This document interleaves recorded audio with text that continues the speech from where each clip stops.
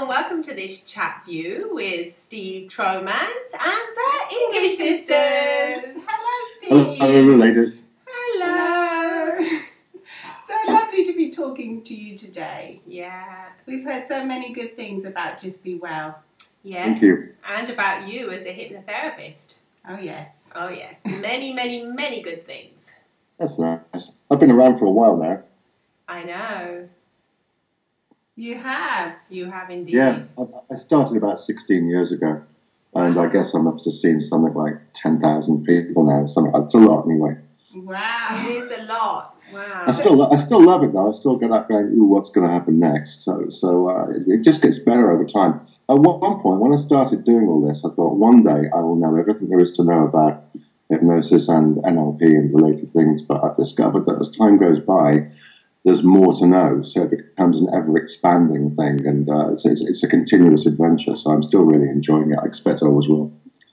That is wonderful. We were saying that the other day. Yeah. We believe that it's kind of a lifestyle. I mean, once you learn about these things, it just becomes part of you, and you will always carry on enjoying and learning. It's lifelong learning. Yeah, it's a lifelong. It's a lifelong process, really. As you That's always, why it's so exciting. it's exciting. You're always talking to people that are always different and original in their own unique way. It's never the same. So You can use similar structures for people, but it's always unique each time. There's always something fresh, which is what I love about it. It's never the same from day to day.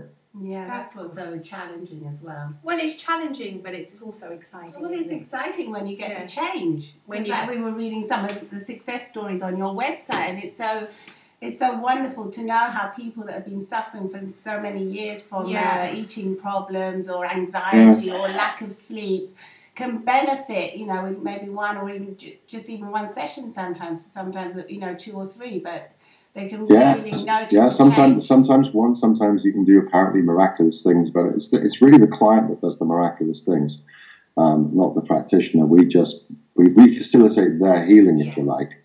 Sometimes it takes a lot more than one session, depends what it is. You can't always sort out a year's worth of depression and anxiety in an hour, much as you'd like to. Sometimes you can.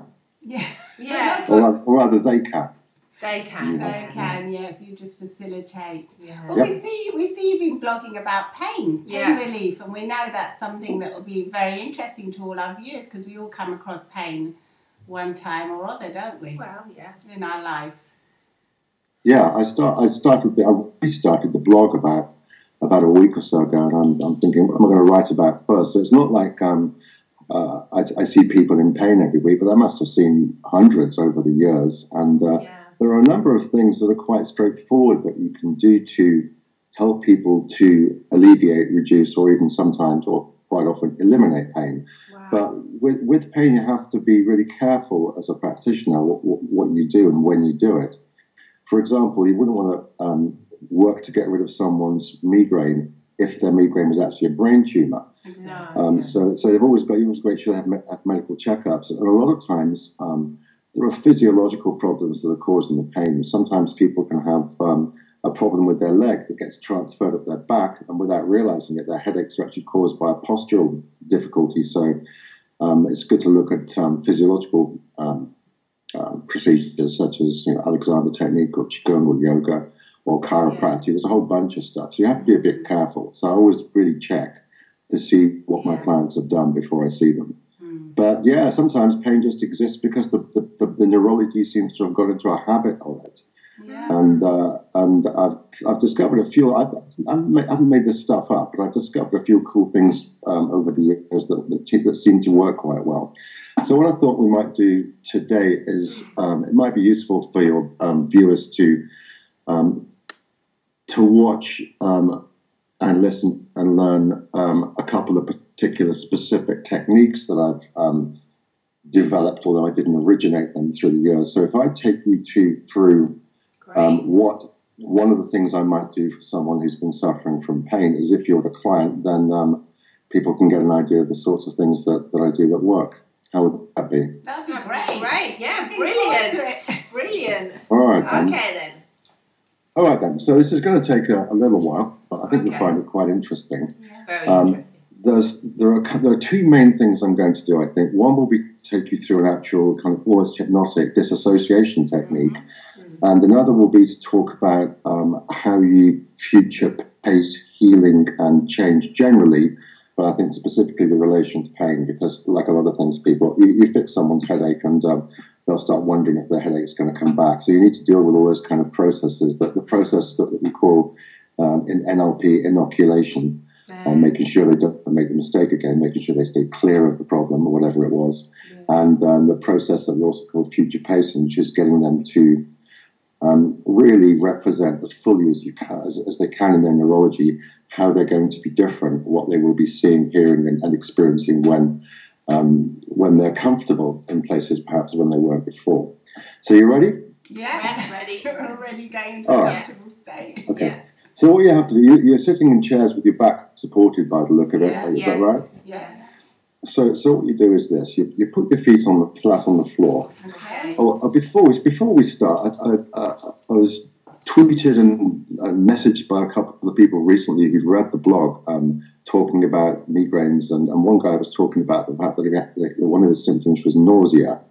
Now, if one of the symptoms of a migraine is nausea, you wouldn't necessarily do what we're about to do first, because what you'd want to do is get the person really centered and really grounded.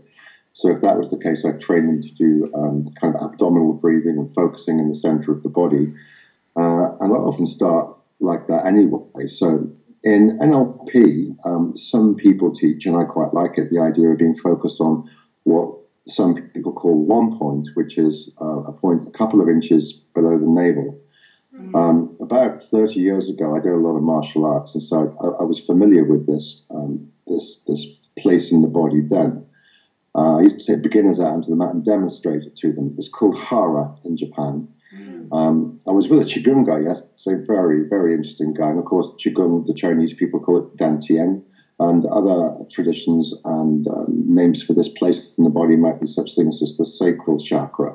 But actually, one point is easier to say. So the first thing you do then is you rest your mind about 2 inches below your navel. It's not a concentration thing.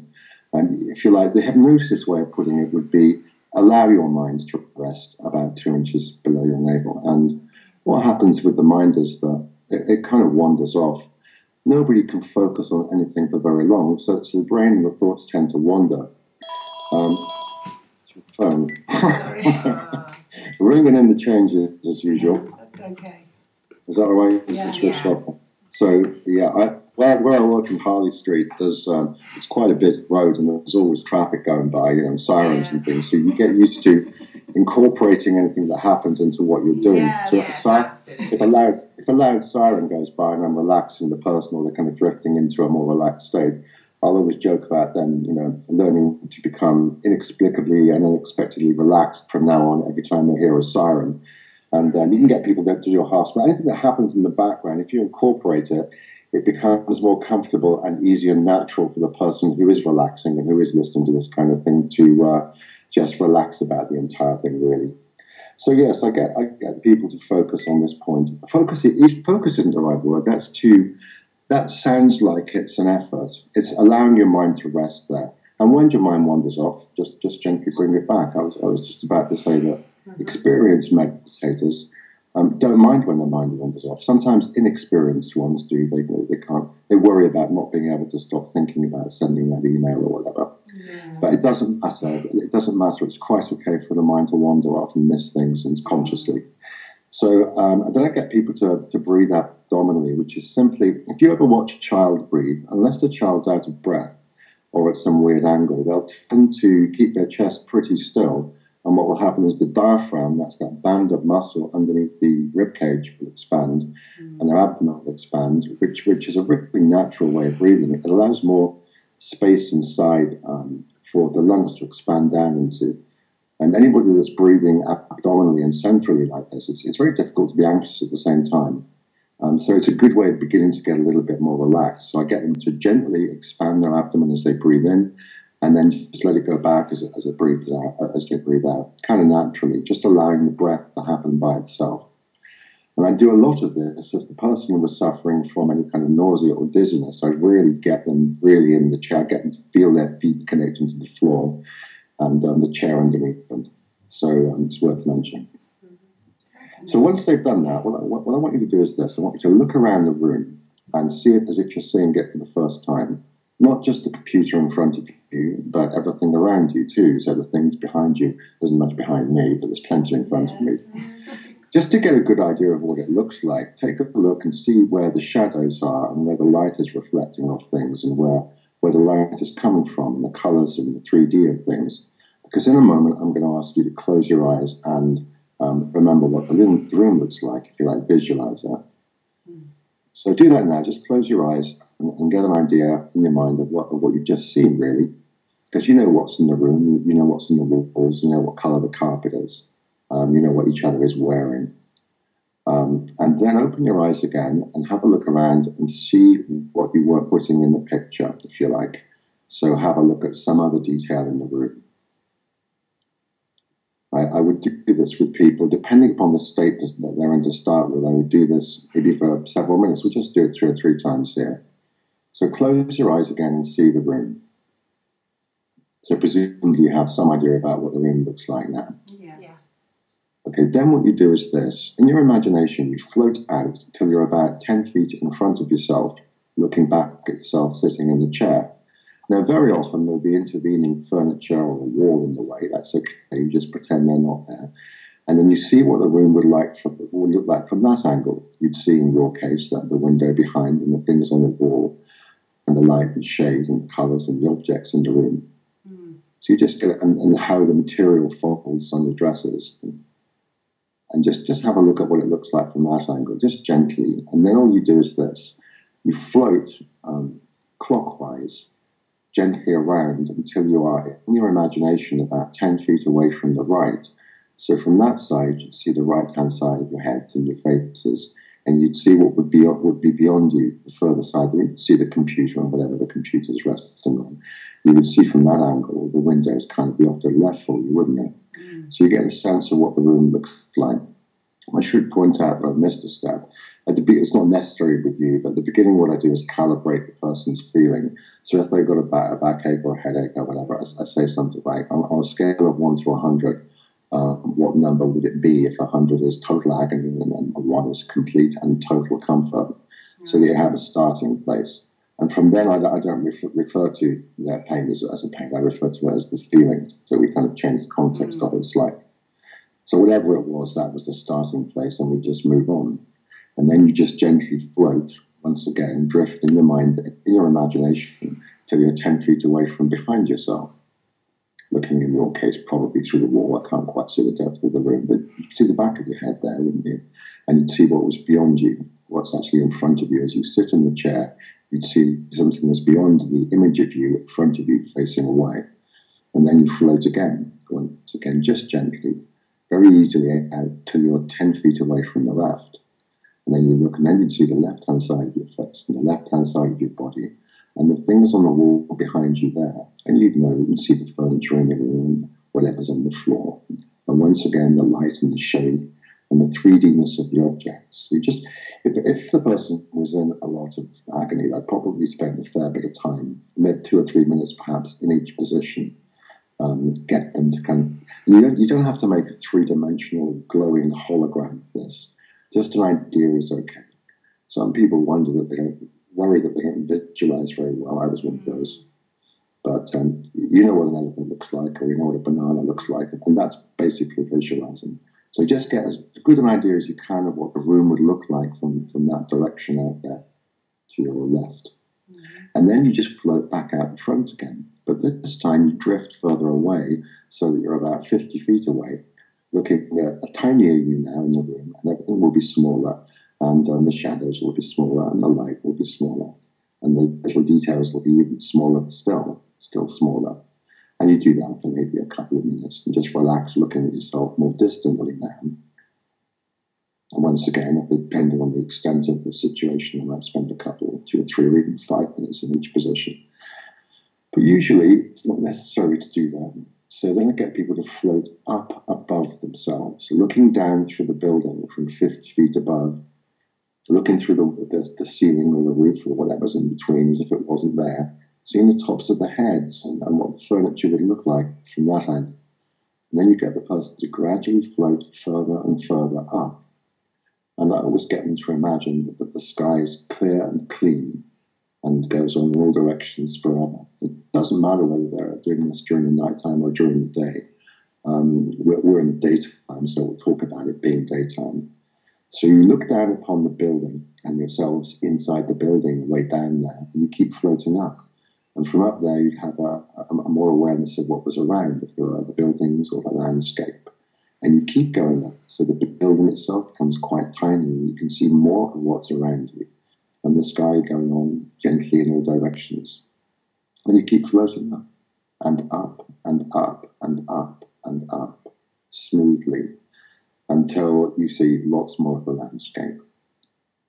Loads more. And then you keep going until you begin to get, I don't know whereabouts you are on the planet, but I would describe wherever the person was. If they were in England, I would say, begin to get a sense of where you are in England and the shape of the country and the curve of the horizon. And then southwestern Europe, and then the horizon would curve more, and the Earth would then be a ball getting smaller, blue, green, and white, and get that to kind of just dwindle away. And then the client is just floating there in deep space, surrounded by thousands of points of bright, shining light. And then typically that process would take perhaps, I don't know, half an hour or so.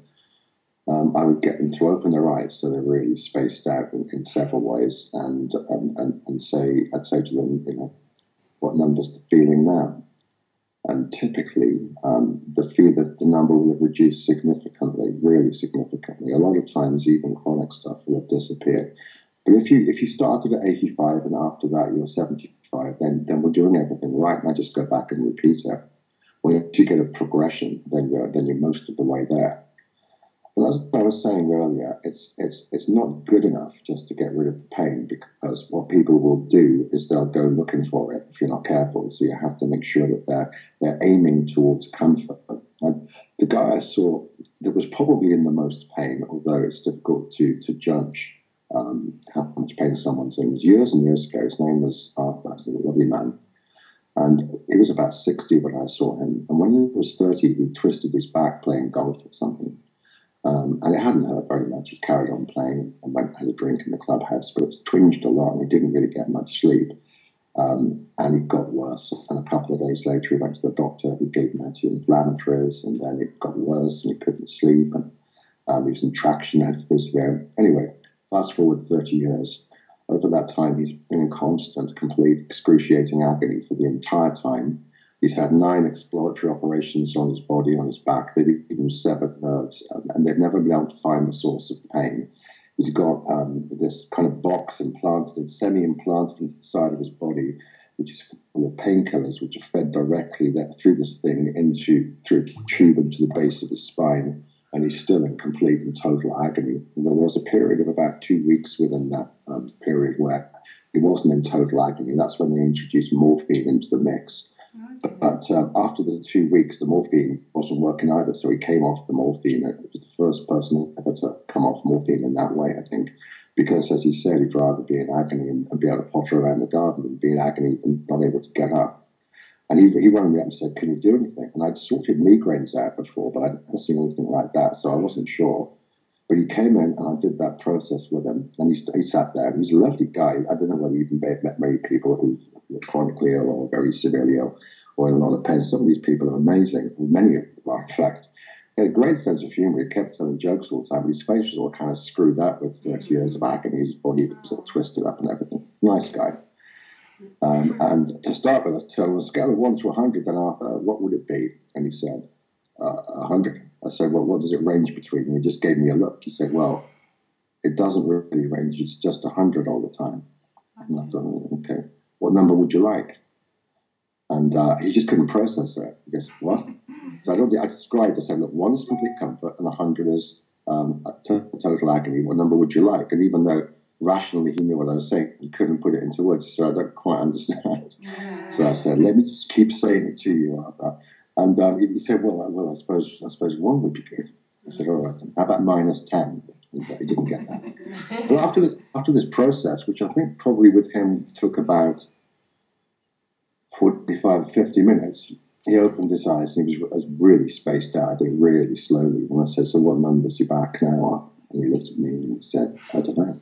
I said, well, guess. He said, 50. And I looked at him and thought, we can do it. You know, then I knew we could do it. Because that was the only reduction in pain he's had over the decades, apart from the morphine.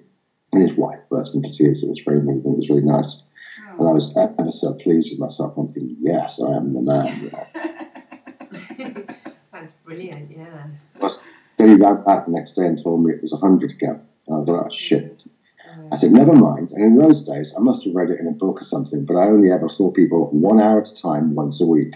I don't do it that way now. I'd see people, you know, more time together at the beginning. Yeah. So in the next week, we did another variant of that, which I'll describe very briefly.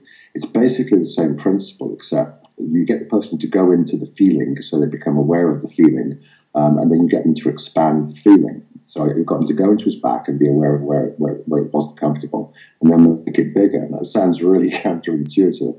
What you do is you need to suggest that as it grows in size, it begins to get thinner. And you describe in detail the areas of the body that the feeling is extending into, only at the rate and at the speed that it gets thinner and more transparent. So you take them through until basically they've got this kind of thinner awareness of their entire body, and then you expand the feeling out in their imagination. So it becomes like an aura around them, almost see-through, and then it fills the room, and they get to float on top of this expanding bubble of imaginary sensation till it fills the building, and then once again you're up above the Earth, and the planet gets smaller and we're in space. So I did that over about 45 minutes, and at the end of it I said, so what number is your back now? And he said, I can't feel my back. I said, what number would that be then, you think? And he said, well, I suppose that would be one. And his wife burst into tears again. It was really nice, and I was ever so pleased with myself. So then the next day he ran me back and said, it's 100 again. I'm thinking, oh, of course. He's 30 years of this. Yeah. His life was filled with everything he did was governed around the coping with the pain. So he was constantly talking to himself about it and thinking about it. You know, will the pain come back? I wonder if my pain will be back tomorrow. You know, if I go in the garden and bend down, how much will it hurt? And I'm thinking, what am I going to do to stop him doing this? Because it's such a big habitual way of thinking for him. I thought, well, maybe there's kind of technique-y things I can do. I can make it sound silly or daft or whatever. I thought, nah, there's probably a better way of doing it.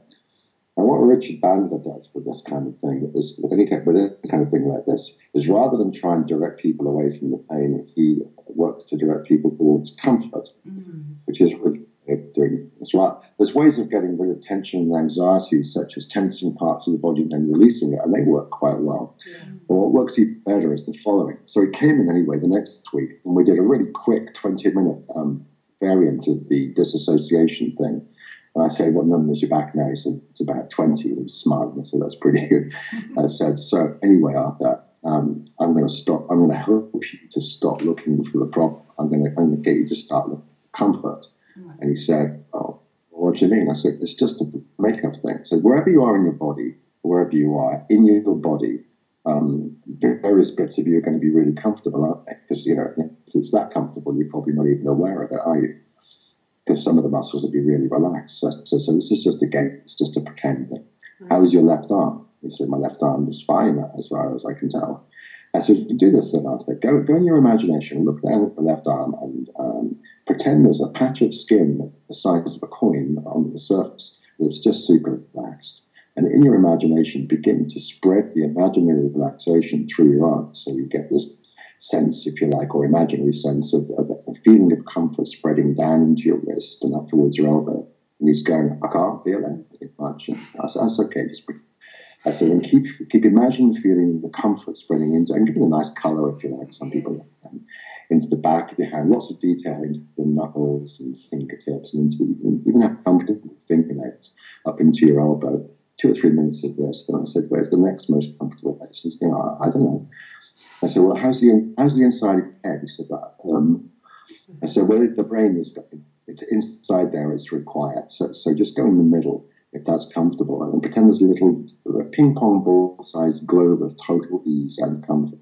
And imagine that's beginning to expand and spread through, so it goes gradually through your mind, into your forehead and eyes and eyebrows and blah, blah, blah. A few minutes of this. And I taught him to do that. And he said, I'll give it a go. They said, but it doesn't seem like it does much. I don't really feel more comfortable doing it. I said, I don't care.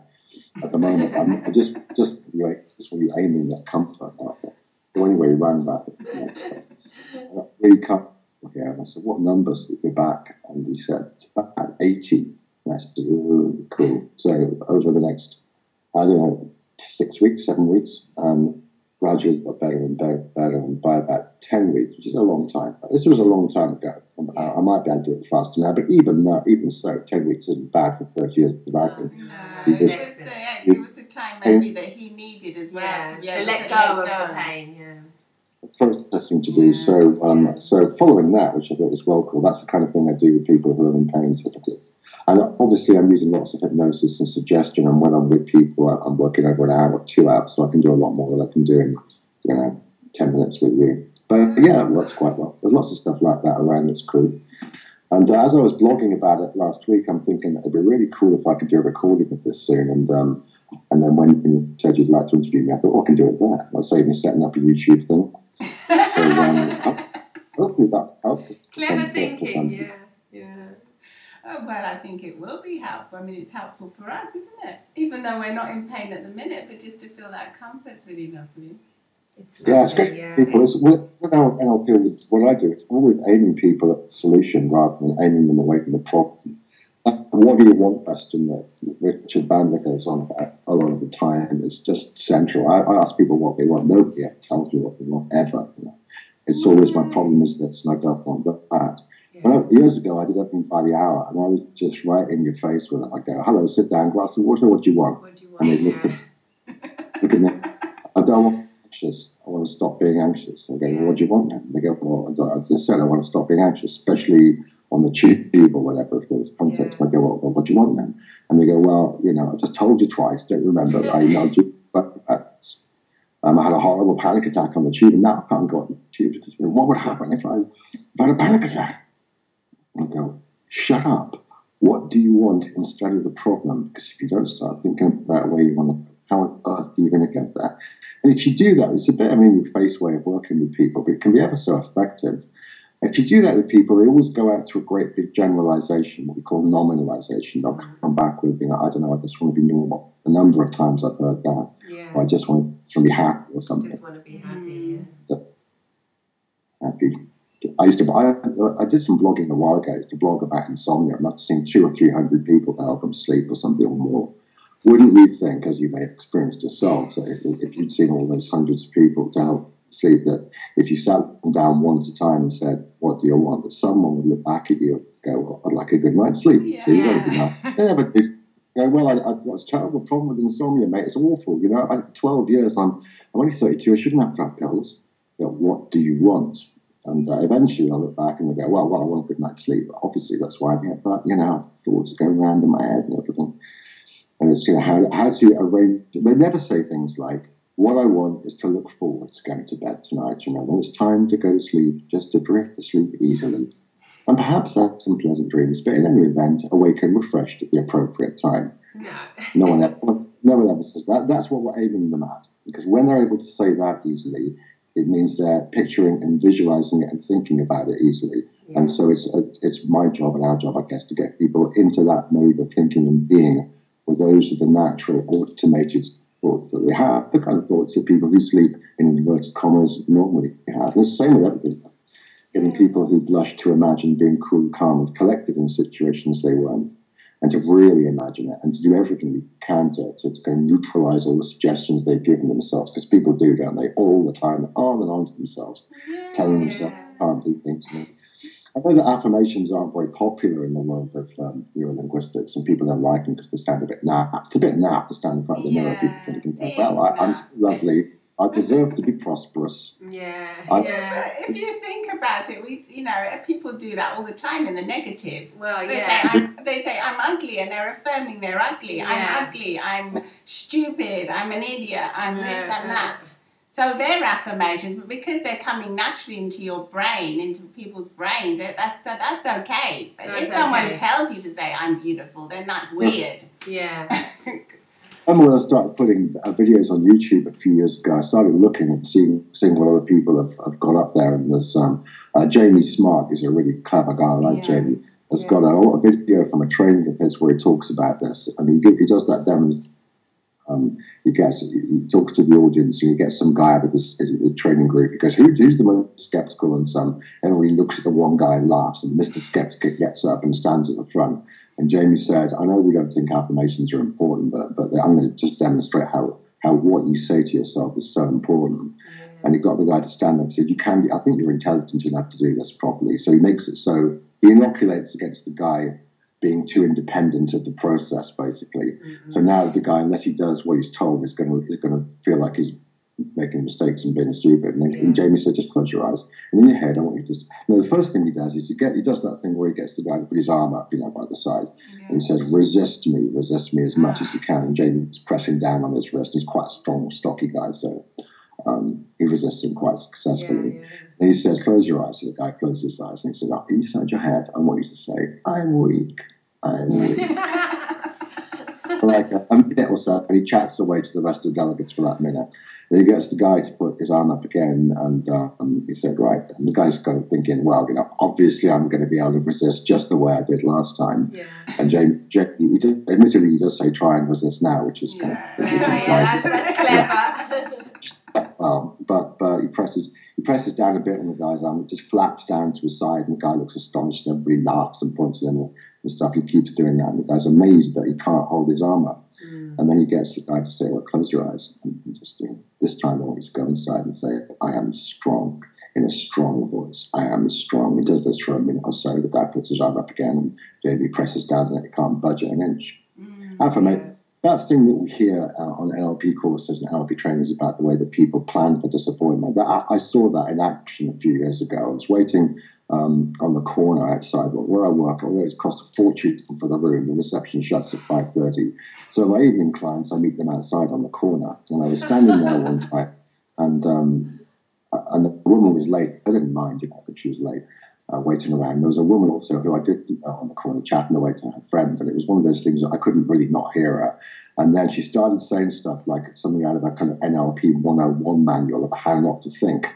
She literally said the following words. She said, she's talking obviously about boyfriend, partner, or husband or something. She said, if he doesn't turn up in the next few minutes, I'm going to be really disappointed. And I'm glancing at her thinking, I wonder if I've got time to watch this.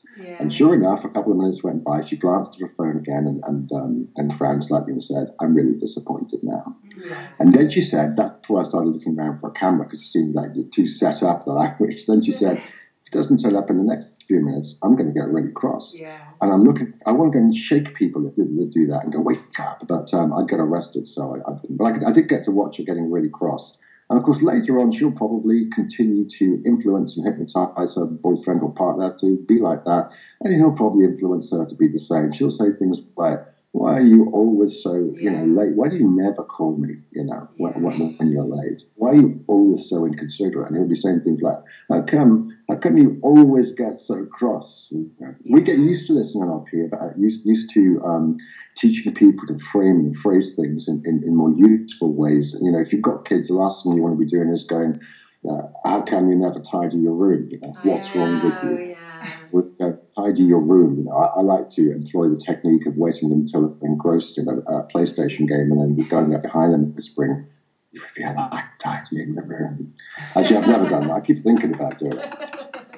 So, the pictures and sounds that we make, but often the mechanisms for change are quite straightforward, but sometimes they're not as straightforward as we think, and sometimes we have to be really flexible in the things that we do. I tend not to see phobias anymore. It's not because I don't like dealing with them. Well, yeah, it is. I've done about 1,000. You do the same thing, can't you, most of the time? Same process.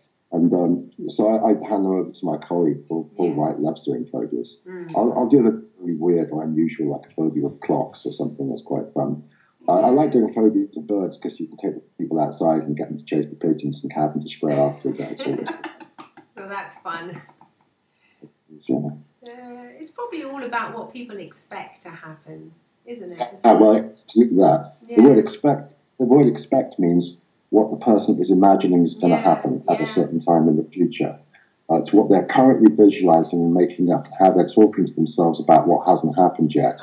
And so train the person to expect the solution. You're training the golfer to not expect to slice the ball into the bunker. You're training the golfer to expect or imagine or aim or visualize or plan to aim the ball at the green. I'm always getting, I've seen a number of golfers who want to stop slicing the ball off to the right, and they think they need bunker therapy or whatever. They don't. They just need to aim at the green. And it's the same with the angry person needs to aim at comfort and aim at calmness. And it's how do we facilitate that process and how thoroughly we future pace it, get to really vividly imagine solutions moving forwards into time, and how we get these things to be generative, states to be generative. And then we get into light. I tend to use quite a lot of humour with people. Get people laughing about their problem. We're already half the way there. Even though they're just half smiling at the silliness of it. To kind of time that nicely. You don't want to just crack a joke as if someone chronically depressed walks in and starts crying. No, obviously. Obviously. You Just have to have the right rapport. Yeah. Cool, wow. Well, it was lovely talking to you. It's lovely. So where can people contact you? At justbewell.com? Justbewell.com, and it's in Harley Street up in there. But we've got people all over the world now. I've got several people in the UK, a bunch of people in the States, Australia, Canada, Ireland, mainland Europe, lots. So there's going to be someone relatively close to wherever somebody is already had it. And these days, of course, like this, I do a lot of work by Skype. I've seen people this Norway and Vienna and America so far. Cool. Yeah, it's fantastic. Well, it is fantastic, and it does work. We believe in the power of Skype. Yeah, we do, yeah. I mean, we felt your effects right over here. We're still rather quiet. You've quietened us. Yeah. No, it was a challenge. Someone bet me I couldn't do it. They didn't. I'm only kidding. Well, you have. We're very quiet now. I think we're going to be quiet for the rest of the day. Well, maybe we're going to feel very good and wide awake and ready to go. Well, that's it. That's about expecting what we're going to be doing. Yeah, we're going to feel really good now. That's right. Plan well, and I'll speak to you soon. Okay. Thank you very much. Thanks. Bye.